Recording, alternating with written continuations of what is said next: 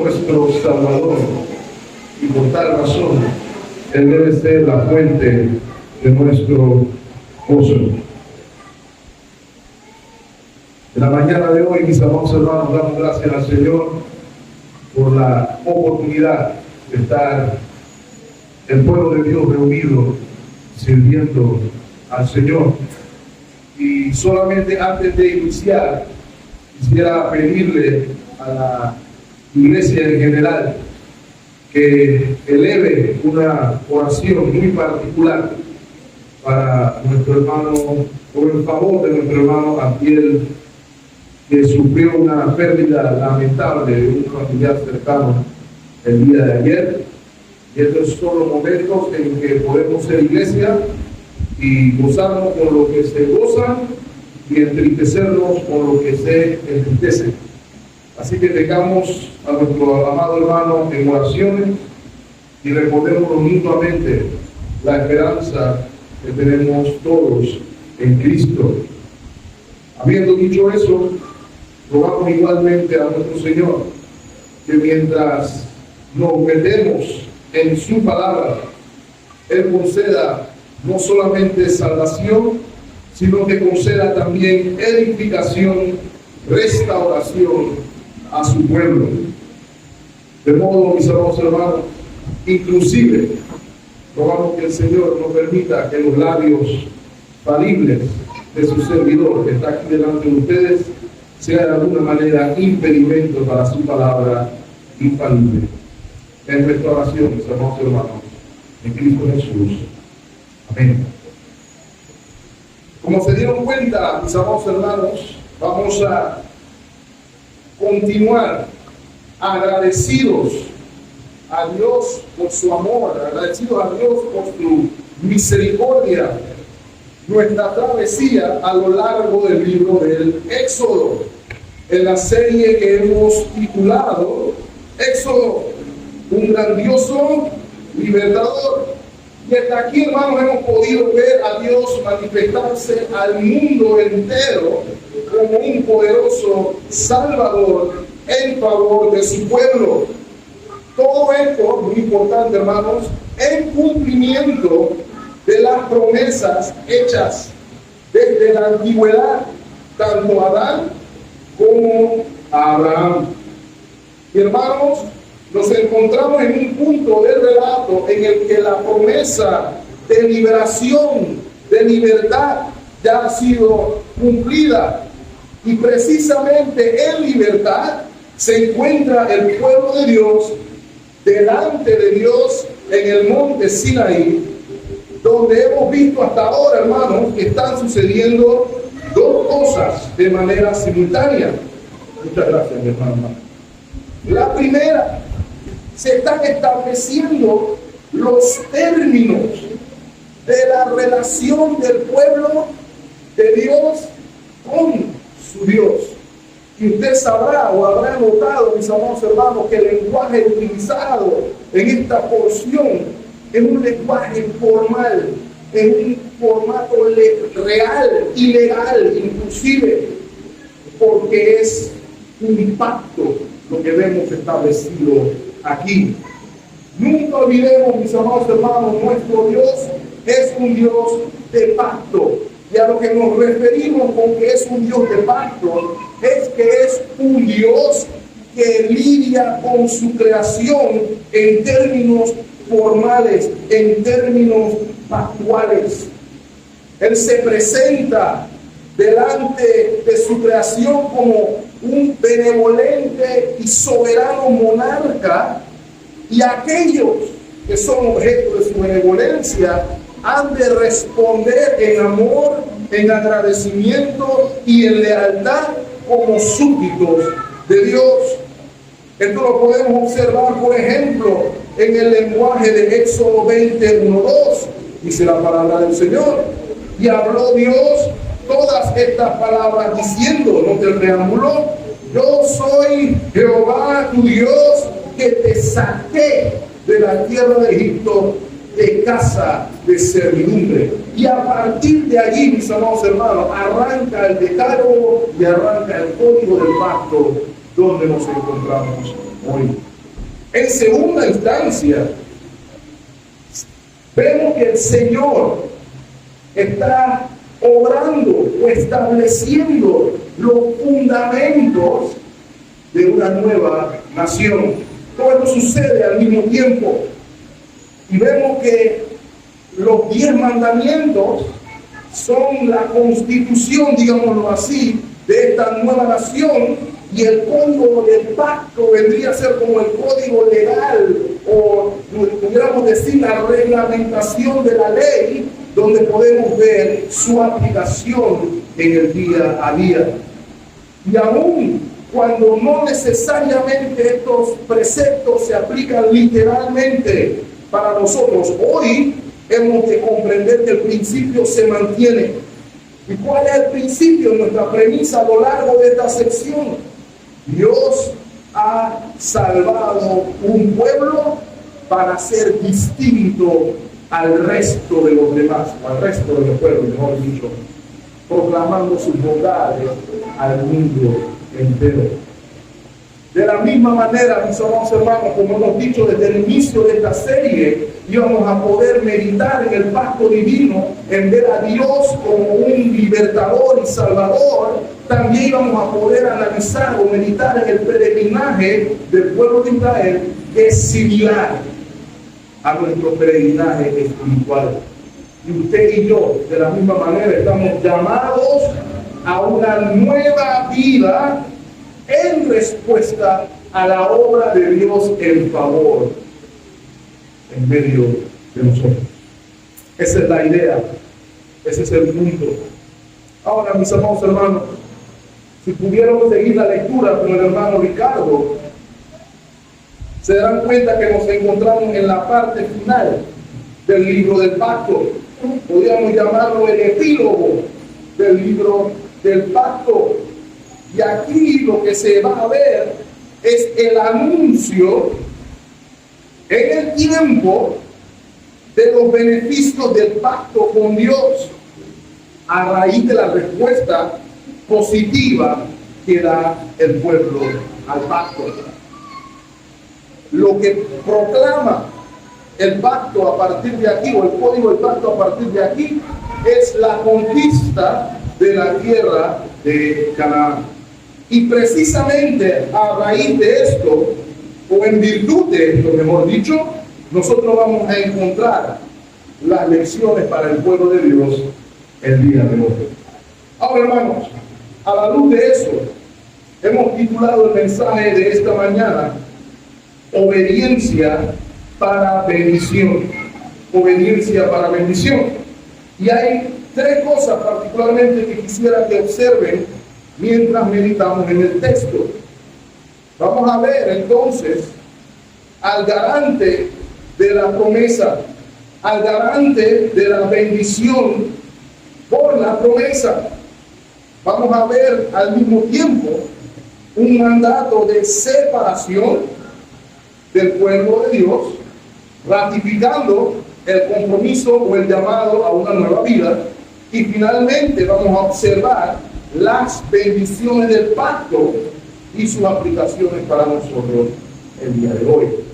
Sin más preámbulo, hermano, veamos al garante de la promesa.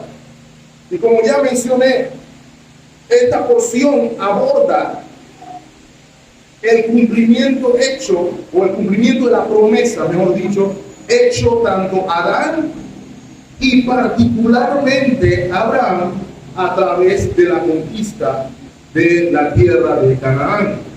Esta es la referencia que vemos en nuestro texto, en el texto o el versículo 20, como el lugar preparado por Dios. Hermanos, recuerden que el pacto mosaico o el pacto con el pueblo de Israel es un avance o una progresión del pacto con Abraham. Y las promesas del pacto o las promesas hechas a Abraham encuentran cumplimiento, según Gálatas capítulo 3, en la descendencia de Abraham. Acompáñenme, por ejemplo, a Génesis capítulo 15, versículo 18. Dice la palabra del Señor: en aquel día hizo Jehová pacto con quién? Con Abraham, diciendo: a tu descendencia daré esta tierra, refiriéndose a la tierra de Canaán. Y se nos dan las demarcaciones o los límites desde el río de Egipto hasta el río Grande, el río de Eufrates.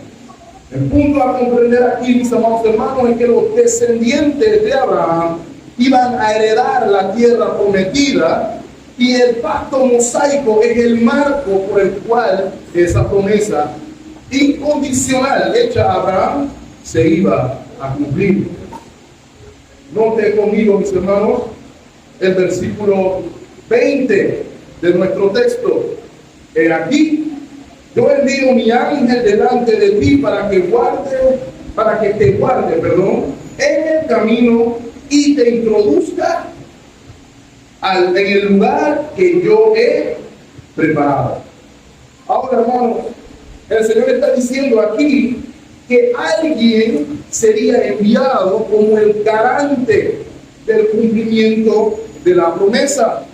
Esta persona, este ser, introduciría al pueblo a la tierra prometida. Ahora, hermanos, la pregunta de rigor es: ¿quién es el garante de la promesa? Y quisiéramos, hermanos, dedicar unos segundos a hablar de su identidad. Se nos identifica al garante como el ángel del Señor. Ahora, ¿qué ángel del Señor sería? ¿Se está refiriendo al arcángel Miguel? ¿Al arcángel Gabriel? ¿A qué ángel se está refiriendo? Y permítame decir, hermanos, que en esta porción de la Escritura ciertamente hay debate teológico. Algunos dicen que tiene que ser uno de los ángeles del Señor, una de las huestes angelicales. Otros dicen que puede ser un hombre, porque ángel significa, en el término más sencillo de la palabra, mensajero. Algunos dicen probablemente el ángel es Moisés. Pero los que piensan así olvidan el hecho, de alguna manera u otra, de que Moisés no entró a la tierra prometida. Moisés llegó hasta los límites de la tierra prometida, y el Señor solo le permitió ver la tierra prometida. Otros dicen, bueno, probablemente entonces fue Josué, que su nombre significa Dios salva, o una manifestación del nombre Jesús. Así que tuvo que haber sido Josué, que sí los introdujo en la tierra prometida. Sin embargo, mis amados hermanos, aun cuando pueda ser plausible esa opción, si ponemos atención al texto, nos daremos cuenta de que hay características muy interesantes del ángel de Jehová.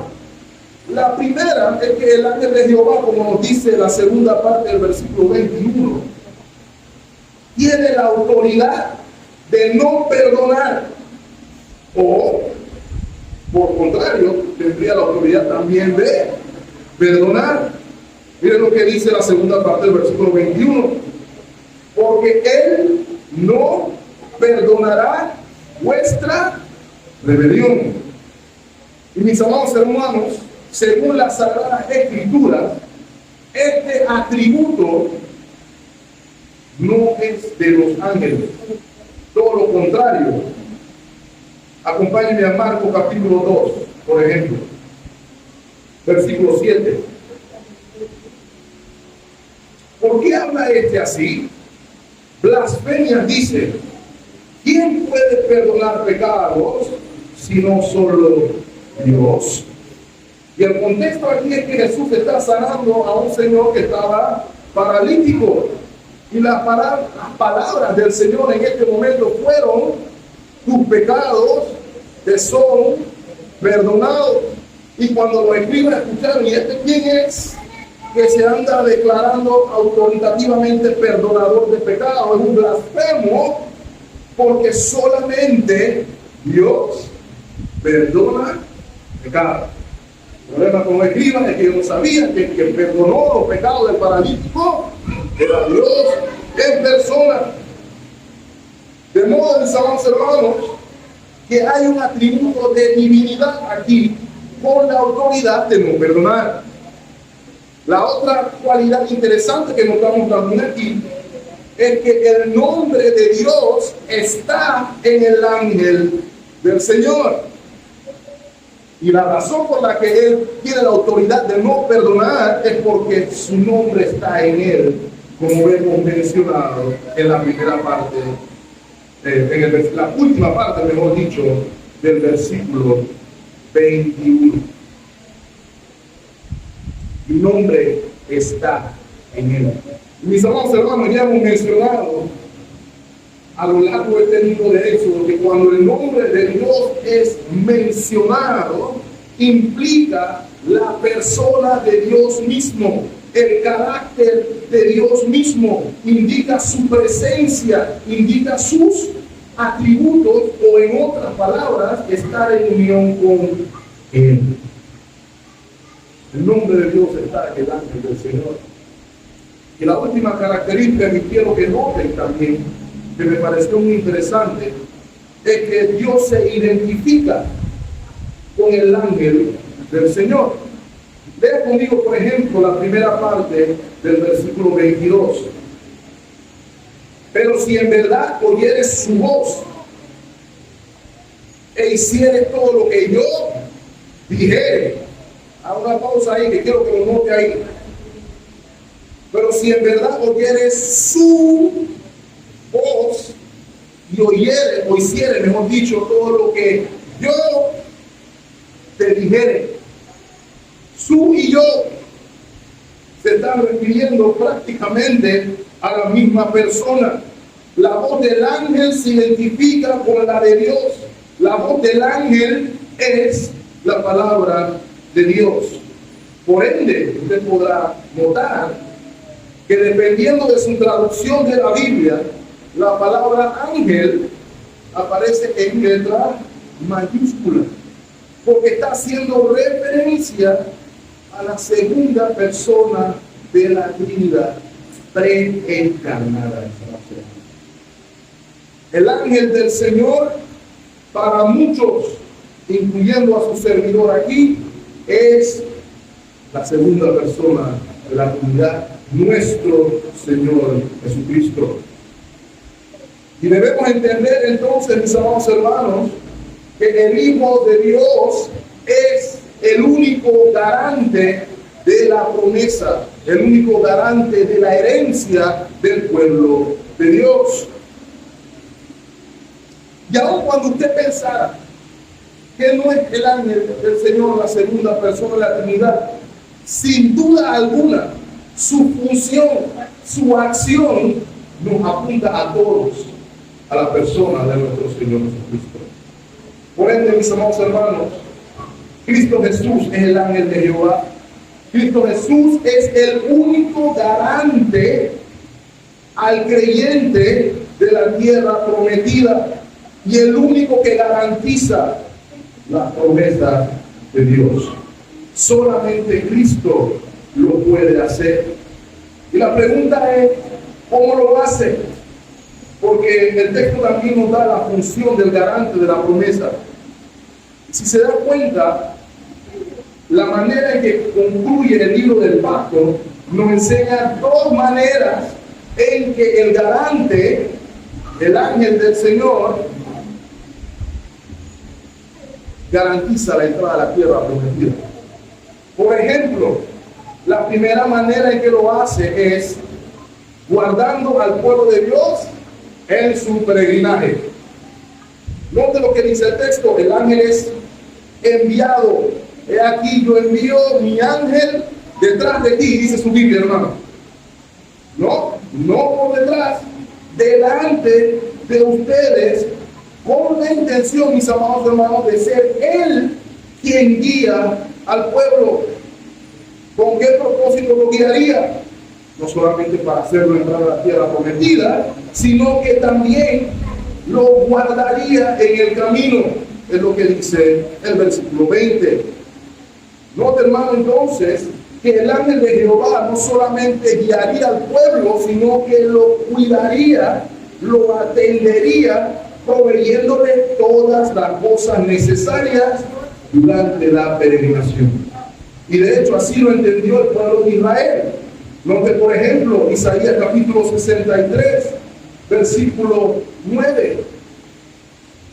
En toda angustia de ellos, refiriéndose al pueblo de Israel, él fue angustiado. ¿Quién fue angustiado? El Señor. ¿Quién? Y el ángel de su paz, ¿qué hizo? Lo salvó. ¿Cómo lo salvó? En su amor y en su clemencia lo redimió. ¿Qué más hizo?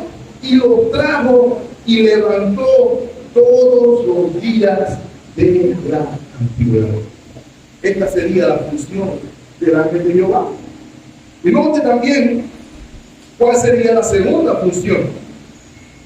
No solamente los cuidaría, los atendería y los guiaría, sino que él iba a ser el terror de sus enemigos. Note, por ejemplo, dice la palabra del Señor, final del versículo 23, si no me equivoco: seré enemigo de tus enemigos y afligiré a los que te afligieren. Esa es la promesa. Recuerden, hermanos, cuando el Señor se aparece a Abraham en Génesis capítulo 2, y una de las cosas es que le dice: bendeciré a los que te bendijeren y a los que te maldicieren, que hará el Señor, yo también los maldeciré.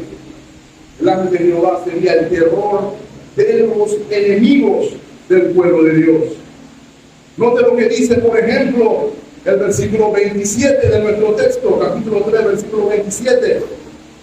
Yo enviaré, dice el Señor, mi terror delante de ti y consternaré a todo pueblo por donde entres y te daré la cerviz de algunos de tus enemigos, de todos tus enemigos.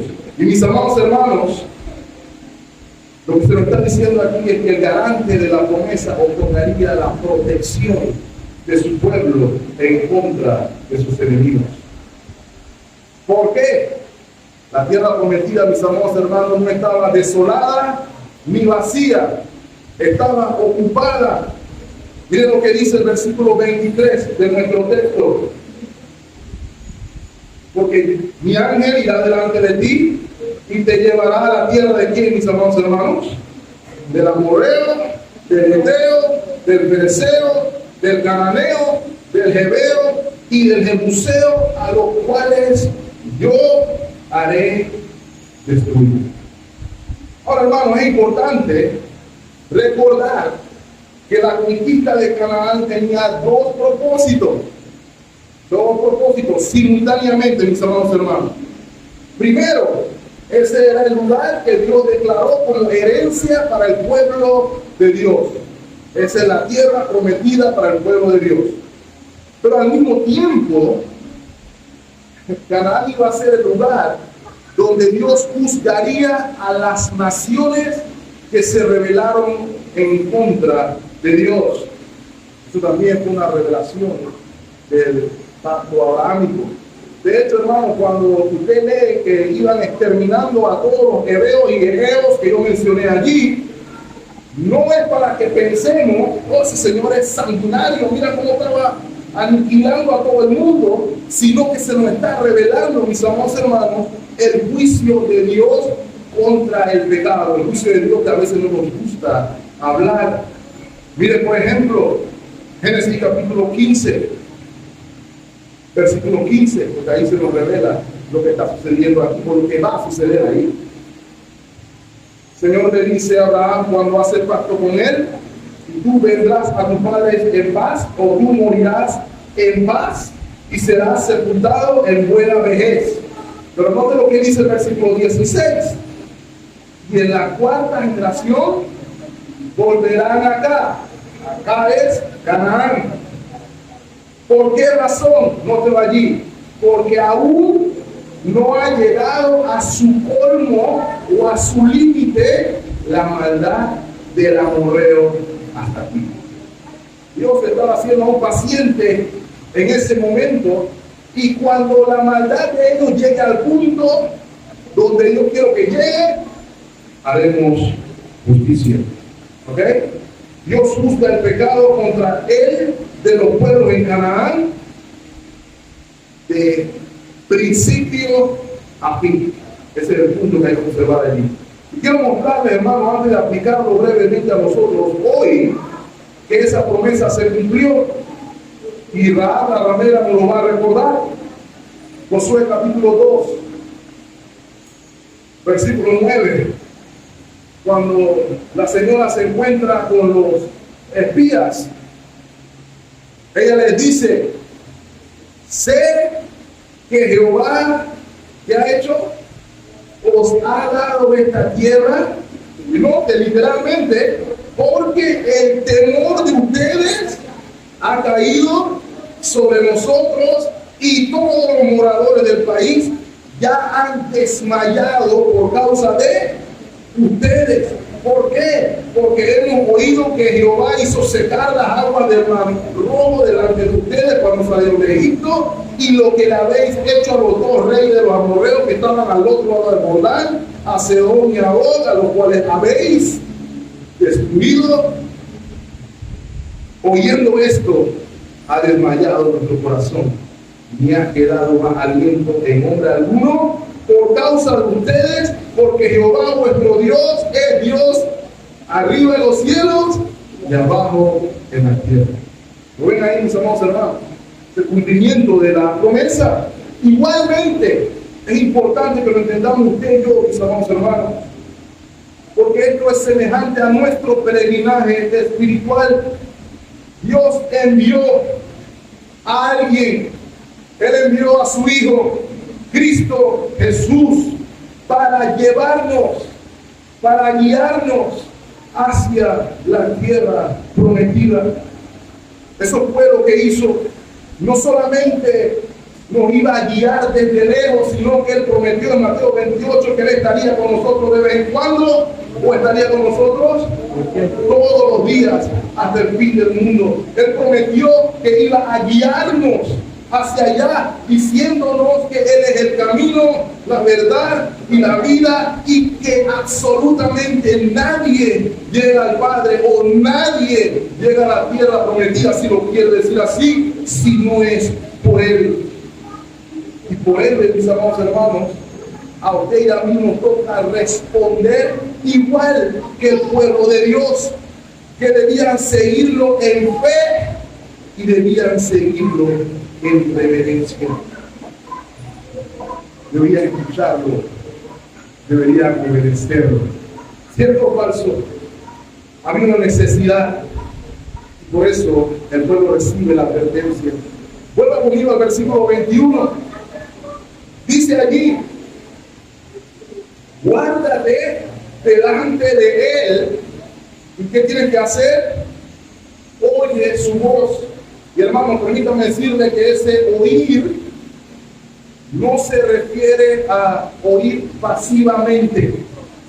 No se refiere a cuando usted está en la clase de la escuela, usted está sentado escuchando la disertación del profesor, sino que el oír que la palabra nos está dando aquí tiene la implicación o tiene la consecuencia de orar a raíz de lo que se escuchó. Esa es la premisa. Se nos advierte, el Señor le advierte al pueblo: cuídate delante de Él, sé reverente delante de Él, oye su voz y no le seas rebelde, porque Él no perdonará nuestra rebelión, porque su nombre está en Él. Por eso dice el Salmo 2, por ejemplo, que hemos de honrar o besar al Hijo, no sea que se enoje, por ejemplo. ¿Saben por qué, hermano? Las consecuencias de no honrar al Hijo son catastróficas. Porque en este caso particular, en este pacto mosaico, las promesas o las bendiciones de la promesa estaban ligadas a la obediencia. Y si usted se adelanta un par de libros y capítulos de la Sagrada Escritura, se dará cuenta de que el pueblo de Israel sufrió mucho a causa de la desobediencia. Ahora, hermanos, las bendiciones en los pactos bíblicos pueden ser o condicionales o incondicionales. Las promesas hechas a Abraham, por ejemplo, fueron incondicionales. Las promesas en el pacto con Adán fueron condicionales. No comerás del árbol que yo te doy, y el día que comas de ese árbol, se acabó. Por poner un ejemplo. La promesa del nuevo pacto, que se nos describe en Jeremías capítulo 31, son incondicionales porque Dios es el que obra en favor del pueblo. Pero en el caso del pacto mosaico, las promesas son de carácter condicional. Usted se puede hacer la pregunta, pero ¿por qué el Señor le prometió incondicionalmente la tierra de Canaán a Abraham y entonces se la da condicionalmente a los hijos de Israel? Es una pregunta que es válida, que es importante que se haga.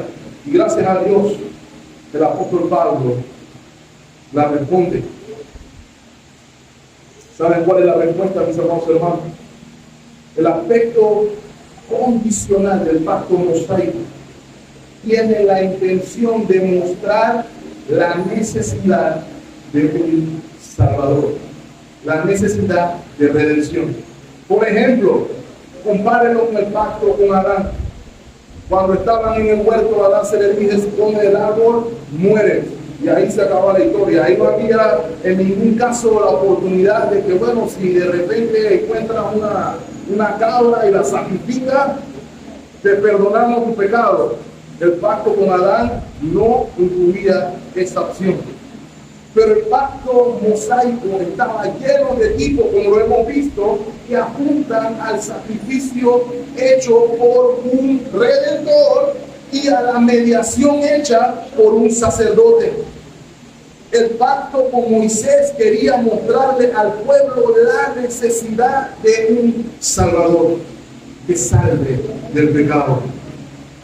Por eso, mis amados hermanos, tanto Moisés como los israelitas vieron la ley de Dios como el cumplimiento de su llamado como pueblo de Dios y el acceso a la bendición de parte de Dios. Por ejemplo, hermano, acompáñenme a Gálatas capítulo 3, desde el versículo 16. Dice la palabra del Señor: ahora a Abraham fueron hechas las promesas y a su simiente, a su descendencia. No dice la simiente como si hablase de muchos, sino como de uno, y a tu simiente, la cual es Cristo. El fin de la promesa era hacia Cristo a través del pueblo del pacto. Es importante entenderlo. Note lo que dice el versículo 17. Esto pues digo, el pacto previamente ratificado o certificado por Dios para con Cristo, la ley que vimos 430 años después, no lo elimina para invalidar la promesa. O sea que la promesa hecha a Abraham no ha sido eliminada. Lo dice en el versículo 18. Porque si la herencia es por la ley, si la herencia, la tierra prometida, fuera por obedecer la ley, ya no sería promesa. Pero Dios la concedió a Abraham mediante la promesa. Y entonces Pablo se estará haciendo la misma pregunta a usted de manera retórica. Si la ley entonces no reemplaza la promesa, entonces ¿para qué es la ley? ¿Cuál es el propósito de la ley? ¿Por qué el Señor hizo este sistema mosaico con leyes y ceremonias y tipos y todas estas cosas? Versículo 19. Fue añadida a causa de las transgresiones, a causa del pecado, hasta que viniese la simiente a quien fue hecha la promesa, Cristo, y fue ordenada por medio de ángeles a mano de un mediador, Moisés. Y el mediador no es de uno solo, pero Dios es uno. Versículo 21, luego la ley es contraria a la promesa de Dios. En ninguna manera, porque si la ley dada pudiera vivificar, la justicia verdaderamente sería por la ley. Versículo 22, aquí donde quiero hacer el énfasis, mis amados hermanos, mas la Escritura lo encerró algunas cosas, todo bajo pecado, para que la promesa que es por la fe en Jesucristo fuera dada a los creyentes. Este sistema de leyes es para recordarle a los fariseos que lastimosamente lo olvidaron de que la promesa hecha a Abraham no era para el que obraba, sino para aquel que creía en Cristo. Igualmente para ti y para mi hermano, la promesa de Abraham, la herencia de vida eterna, es una realidad. No por su obra, su esfuerzo, su meticulosidad en cumplir la ley, sino por la fe en Cristo. Justificados pues por la fe, tenemos paz para con Dios. Versículo 23. Pero antes que viniese la fe, estábamos confinados bajo la ley, encerrados para aquella ley que iba a ser revelada en Cristo. De manera que la ley ha sido nuestro ayo, nuestro guardián para llevarnos a Cristo a fin de que fuéramos justificados por la fe. Y esto es importante entenderlo, hermano, porque me preocupé al titular, porque nosotros somos muy dados a decir qué tengo que hacer para. Yo quiero ganarme lo mío. ¿Qué tengo que hacer? Y nos gusta escuchar mensajes como 10 maneras para alcanzar la bendición de Dios, 4 maneras de escuchar la voz de Dios en tu vida, y queremos que nos digan qué hay que hacer, qué hay que hacer para ser bendecido por Dios. Por la realidad es, mis amados hermanos, que en el nuevo pacto Cristo hizo para que tú no tuvieras que hacer. Esa es la diferencia en el nuevo pacto. Cristo vino, nacido de mujer, bajo la ley, para cumplir la ley por ti y por mí, porque éramos incapaces de cumplir la ley. De modo que nuestra obediencia no es igual a la obediencia que obra para obtener, sino que nuestra obediencia es una respuesta a lo que el Señor ha hecho. Mis amados hermanos, la obediencia a la ley no es un prerequisito para ser salvo. Piénselo bien, hermanos, lo vimos cuando le dieron los 10 mandamientos al pueblo de Israel en Egipto.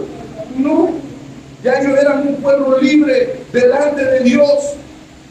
Luego de ser salvados, recibieron la ley. Eran hombres y mujeres libres cuando Dios les da sus mandamientos. De modo, mis amados hermanos, que la obediencia a la ley es más bien la respuesta amorosa y agradecida de aquellos que han sido objeto de la gracia de Dios. ¿Cuál es la lección para nosotros en esta porción, mis amados hermanos, que es muy importante? Usted y yo estamos también en pacto con Dios. Somos miembros del nuevo pacto y por ende estamos en relación con Él, y nuestra intención es agradarlo a Él en todas las áreas de nuestra vida. Nuestra obediencia no tiene salvación, mis amados hermanos, pero es el resultado de nuestra salvación. La obra salvífica de Dios en nuestros corazones, mis amados hermanos, resulta o debe resultar en una vida que se quiere amoldar a la voluntad de Dios y que no quiere vivir de espalda a ella, y reconoce que vivir de cara a la voluntad de Dios, escúcheme hermano, siempre repercute en bendición. El problema es que nosotros ya no entendemos qué es bendición. Sobre eso le voy a explayar el libro. Por eso se nos manda, por ejemplo, en Lucas capítulo 9, versículo 35, se nos dice algo interesante en el bautismo del Señor. Y vino una voz desde la nube que decía: este es mi hijo amado. Y terminaba ahí, ¿no, verdad? Dice: este es mi hijo amado, a él oí. ¿Ve usted alguna similitud con el mensaje que se le da al pueblo en referencia al ángel del Señor? A él hay que oír, y usted y yo debemos escuchar a Cristo para ser bendecidos. Esa es la premisa. Ahora, hermanos, otra cosa que debemos notar allí, nuestro Señor no le prometió al pueblo ausencia de enemigos. ¿Lo ven ahí? A muchos de nosotros nos hubiera gustado que el Señor hubiera hecho una teletransportación una vez que salen de Egipto, ahí a la afuerita de los límites. El Señor hubiera hecho una teletransportación y hubieran aparecido todos en Canaán sin ningún cananeo en la tierra prometida. Pero eso no fue lo que el Señor optó por hacer. Y es algo que debemos recordar usted y yo, porque esto es una señal o una enseñanza con respecto a nuestro peregrinaje espiritual. Nosotros no estamos en la tierra prometida aún, nosotros vamos hacia la tierra prometida aún. Y quiero que sepan, hermanos, en nuestro camino también hay enemigos. El Señor no promete la ausencia de enemigos, pero lo que sí garantiza es la victoria sobre el enemigo. De igual manera, mis amados hermanos, usted en su peregrinaje está obligado a luchar contra Satanás, contra su carne y contra el mundo, y estos enemigos están en su contra todos los días de su caminar en Cristo. No hay un día que no quieran pelear con usted, ni Satanás, ni su carne, ni el mundo. Pero el ángel del Señor va con usted. Y el ángel del Señor garantiza la victoria. Por eso estamos llamados, mis amados hermanos, a la verdadera batalla espiritual, la cual he explicado aquí, mis amados hermanos, que no consiste en gritarle a Satanás, pegarle a Satanás, patear al Satanás o latigarse usted su espalda, martirizarse su espalda, sufrir ascéticamente como algunas corrientes religiosas tienden a hacer, o tampoco implica una guerra inquisidora contra el mundo. Implica la verdadera batalla espiritual, orar en dependencia de Dios en cada paso que damos. Depender en Dios en oración, depender en Dios en la búsqueda de su voluntad y resistir al diablo en fe. En eso consiste la verdadera batalla espiritual. Mis amados hermanos, mientras nos distraemos en otras cosas que llamamos batalla espiritual, el enemigo está haciendo estrago en medio nuestro, porque nuestra lucha no es contra sangre ni carne, sino contra principados, potestades. Es una batalla espiritual. Usted puede sacar toda la espada, todos los revólveres, todo lo que usted quiera, pero la lucha se hace en el poder de Dios, y en su poder usted está frío. Se nos garantiza la victoria en el ángel de Jehová. Busquemos al Señor, dependamos del Señor, clamemos al Señor. Y Él dice que Él es nuestra fortaleza. La verdadera batalla espiritual está en la búsqueda de Él, en perseverancia. Mis amados hermanos, lo segundo que quiero que noten aquí brevemente, el mandato que se le da al pueblo de Dios en virtud de la reverencia a la presencia del ángel de Jehová en medio de ellos, es un mandato a la separación. Miren lo que dice el versículo 24: no te inclinarás a sus dioses, ni los servirás, ni harás como ellos hacen. Antes bien, los destruirás del todo y quedarás totalmente sus estatuas. Lo que está diciendo es: allá donde ustedes van, no vamos a eliminar de una vez, va a ser una eliminación progresiva, como vamos a ver en un momento, pero ustedes no son iguales a ellos. Ustedes no se mezclan con ellos. Miren lo que dice el versículo 32. No harás alianza con ellos ni con sus dioses. ¿Saben por qué hace las dos cosas? Porque en esa época hacer alianza con ellos significaba hacer alianza con sus prácticas religiosas. Hermanos, comentaba con los hermanos ayer, algunos hermanos ayer, de que hay una cosa curiosa que probablemente usted habrá notado, Al cristiano es a la única persona que le dice, para tú estar entre nosotros, tú tienes que dejar de pensar como tú piensas. Nosotros queremos gente laica. Si tú eres cristiano, tú mantén tu cristianismo en tus cuatro paredes y nosotros estamos bien contigo. Mientras tú no estés predicando de aquí, mientras que tú no salgas en alguna institución del Estado diciendo que vamos a orar o nada de eso, tú estás bien con nosotros. Pero por el contrario, ellos no tienen que cambiar su manera de ser. Ellos son libres de pensar como quieren y hacer como quieren. Inclusive a algunos candidatos se les pregunta, ¿usted va a ejercer las leyes o va a proponer leyes conforme a su fe o no?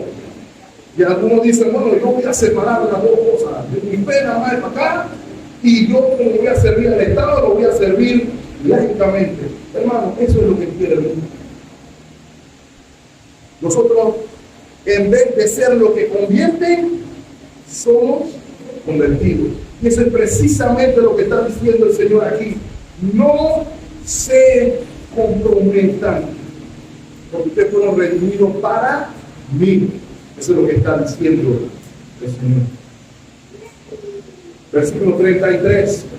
En tu tierra no van a habitar, no sea que te hagan pecar contra mí, sirviendo a sus dioses, porque te será ¿qué cosa? Tropiezo. Por eso es que el Señor dice, fuera con todos. En vez de decirnos que malo el Señor, veamos la lección. La lección es que si tú quieres vivir para Dios, tienes que separarte del mundo. Ese jueguito que nos gusta hacer algunos de nosotros, de hoy de aquí, después de allá, y hoy regreso para acá, y después regreso para allá, no funciona, porque ¿sabe qué, hermano? Va a terminar del lado de allá. Lo hemos visto una y otra vez. A veces decíamos, oh, yo no quiero enseñar a los hijos en mi casa porque yo quiero que vayan a la escuela y conviertan a todos sus compañeritos. Ni siquiera tenemos culto familiar en la casa, pero como él viene aquí, colorea el arca de Noé, decimos, vaya a evangelizar a la escuela. Pero ¿qué pasa entonces? ¿Quién regresa evangelizado, hermano? ¿Quién regresa evangelizado? Y nos preguntamos, ¿cómo pasó eso? Porque lo estamos mezclando en el mundo. No estoy diciendo ahora que no mande su hijo a la escuela pública, escúcheme bien lo que estoy diciendo, sino que es nuestro deber establecer diferencia. Eso fue lo que dijo Josué. Escojan hoy a quién servirá, pero yo y mi casa serviremos a Jehová. De igual manera, usted y yo, mi amado hermano, así como los israelitas, estamos llamados a vivir igualmente en santidad, separados del mundo. Y si no lo hacemos, seremos ilusos de pensar que vamos a ser bendecidos por Dios. Yo doy mi ofrenda, así que Dios me tiene que bendecir igual, aunque yo diga lo que yo quiero. Eso no funciona así, estamos hermanos. Permítame cerrar hablando de las bendiciones de la promesa. Las bendiciones de la promesa, mis amados hermanos, las vemos desde el versículo 25. Mas a Jehová vuestro Dios serviréis, y Él que hará, bendecirá tu pan y tus aguas, y yo quitaré toda enfermedad en medio de ti. No habrá mujer que aborte, o no es que una mujer iba a buscar un aborto, era una mujer que por alguna razón de la providencia de Dios perdía a su hijo. No había crítica abortista de Israel, hermano. No habrá mujer que aborte ni estéril en tu tierra, y yo completaré el número de tus días. Eso es lo que dice el versículo 25 y 26. Luego se nos dice que echará al hebreo, al eteo, al pereceo y a todo el mundo le echará la avispa. De ahí donde sacó Juan Luis Guerra la canción de la avispa, en el sentido figurado de que es Dios el que obraría la batalla en favor de su pueblo. Pero quiero que noten algo, hay que tener cuidado con este pasaje. Porque este pasaje es fácil de leerlo para mí. Yo fácilmente puedo decir, bueno, esto claro en esta hora, que en esta iglesia todo el mundo tendrá pan, todo el mundo tendrá agua, no habrá mujer que pierda un hijo, nadie aquí será estéril, todo el mundo vivirá por muchos años y nadie se nos va a enfermar aquí. Yo reclamo esa promesa para mí. Hay que tener cuidado con eso. ¿Por qué lo digo, hermano? Es del pacto mosaico, que nosotros estamos en el pacto nuevo, o en el nuevo pacto. La promesa del pacto mosaico era de carácter temporal y eran de carácter nacional. La bendición del pacto mosaico garantizaba la prosperidad de la nación. ¿Cómo la nación es próspera? Si hay una alta tasa de natalidad, si hay una baja tasa de enfermedad, si hay una alta tasa de riqueza dentro de la nación, si nadie se enferma, la nación debe prosperar. Esa era la idea. Pero mis amados hermanos, no hemos de olvidar que el pacto mosaico nos apunta, nos enseña hacia el nuevo pacto, y las bendiciones del nuevo pacto son de carácter espiritual. De hecho, hermanos, si me permiten decirlo, en el nuevo pacto es al revés. En el mundo hallaremos aflicción, en el mundo puede que suframos pérdida, en el mundo puede que encontremos enfermedad, en el mundo puede que encontremos pobreza, pero la garantía entonces de libertad y prosperidad es cuando lleguemos a Dios, cuando lleguemos a la tierra antigua. Hay que tener cuidado con eso, porque entonces algunos se frustran cuando ven que estamos en el mundo. Yo voy a la iglesia y no soy millonario, porque yo estoy en la iglesia y me enfermo, porque estoy en la iglesia y me pasan cosas, cuando el Señor prometió que nada de esto le pasaría a usted. Hablamos de Job esta mañana, ¿cierto? ¿Por qué a usted no le puede pasar lo mismo que a Job? ¿Quién es usted para que no le pueda pasar lo mismo que a Job? El punto es, mis amados hermanos, que la promesa de la bendición para el pueblo de Dios es espiritual y es eterna. Por eso anhelamos, hermanos, una ciudad que no es hecha de manos. La bendición está en Dios. En la obediencia a Dios, mis amados hermanos, recibimos su compañía, su guianza, su protección y sobre todo, mis amados hermanos, su presencia en medio nuestro siempre. Ahora, no solamente ahora, sino que para siempre. Hay una otra cosa, hay una cosa más que quiero que noten, hermanos. Versículo 29 y 30. Noten la manera en que el Señor obra aquí. No echaré de delante de ti en un año, para que no quede la tierra desierta y se aumenten contra ti las fieras del campo. Poco a poco lo echaré de delante de ti hasta que te multipliques y tomes la posesión de la tierra. Y este puede ser un momento en que nos pase como mencioné hace un momento. Probablemente usted y yo preferiríamos que saliendo de Egipto el Señor nos lleve directo y sin escala a la tierra prometida y que no haya nadie allí. Pero el Señor dice que por tu propio bien no va a ser así. ¿Saben qué proceso refleja nuestro peregrinaje, mis amados hermanos? Nuestra santificación. Nuestra santificación, mis amados hermanos, es progresiva. Salimos de Egipto y tenemos que caminar a la tierra prometida, pero tenemos que luchar en nuestro caminar en la tierra prometida. Tenemos que lidiar con el hebreo, el pereceo, etcétera, etcétera, etcétera, como ya mencioné. Por ende, hay una aplicación que hay que hacer aquí, mis amados hermanos. Usted y yo estamos llamados a la santificación. Cuidado con la promesa del cristianismo fácil. En ningún lado se nos promete cristianismo fácil. Se nos dice, es más, entrar por la puerta ancha, así como se nos dice en la Escritura.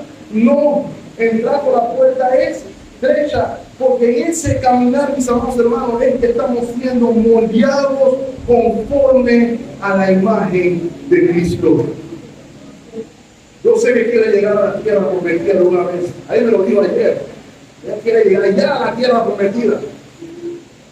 Pero el Señor no quiere. El Señor quiere que pasemos el proceso de santificación. Esa es su voluntad. Que usted llegue a la tierra prometida, pero no de cualquier manera, sino en la imagen del Hijo. Y eso solamente se hace en santificación. Vamos del punto A al punto B.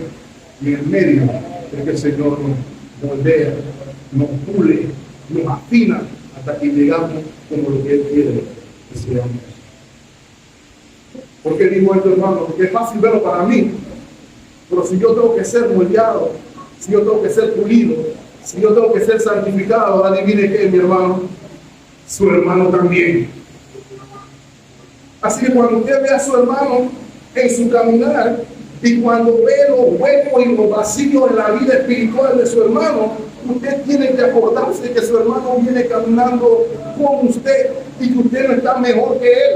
Donde usted no cojea, puede que él sí, pero donde él no cojea, puede que usted sí. El punto es que los dos se necesitan mutuamente en el camino de la santificación. Y lo puedo expandir un poquito más, porque si usted y su hermano están en santificación, le digo más, su iglesia también está en santificación. Porque a veces decimos, esta iglesia está llena de hipócritas y me voy a otra iglesia como que si allá no hay, o allá todos están santificados. Ellos también están camino a la tierra prometida. ¿Sabe cómo lo sé? Porque si no, no estuvieran ahí. Entonces, hermanos, el punto a observar aquí es que las bendiciones de la promesa son para todos, pero el caminar es para todos. Debemos de mirarnos con gracia, porque la salvación es progresiva. Usted hoy no es lo que era, pero tampoco es lo que debe ser hoy. ¿Qué compete entonces? Siga caminando solo, ¿no? De la mano del ángel de Jehová. El ángel de Jehová es quien garantiza las bendiciones, no su esfuerzo, hermano, no su esfuerzo. El ángel de Jehová es la garantía de la tierra prometida. Ese es nuestro llamado a nosotros. Recordemos que esto aquí no es una enseñanza de quién cumple más derechos, sino quien confía más en su Señor y quien obedece a su Señor. Dice el Señor, si me amas, ven los domingos a la iglesia nada más. Si me amas, ponte saco y corbata. Si me amas, pon un cheque bien grande a mi nombre. Si me amas, dice el Señor, guarda mis mandamientos. Por eso estamos haciendo esta serie, hermano. No porque la iglesia volvió. Damos la gracia, sí, pero obedecemos en gracia por amor a Dios, para ser bendecidos por Él. Se lo bendiga, mi hermano. Amado Señor, gracias por tu palabra. Gracias por recordarnos que tú vas con nosotros. Gracias por recordarnos que no estamos solos.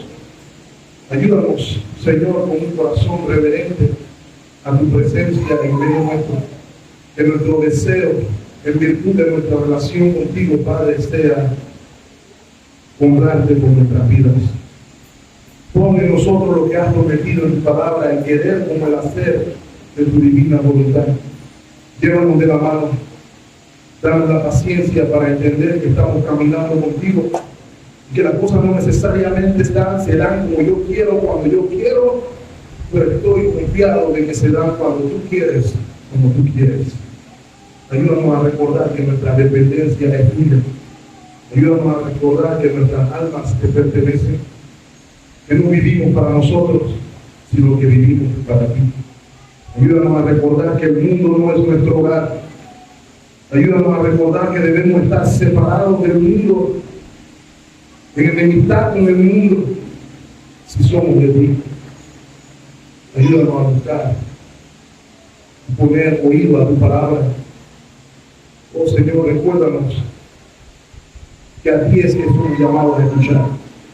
No a Satanás, no a mi propia opinión, no a mi vecino, no a mi amigo, sino querer escuchar a Cristo y su palabra. Ayúdanos a recordar que escuchando al Hijo seremos benditos. Todo esto lo pedimos y damos gracias en Cristo Jesús, nuestro Señor y Salvador. El pueblo de Dios dice, amén.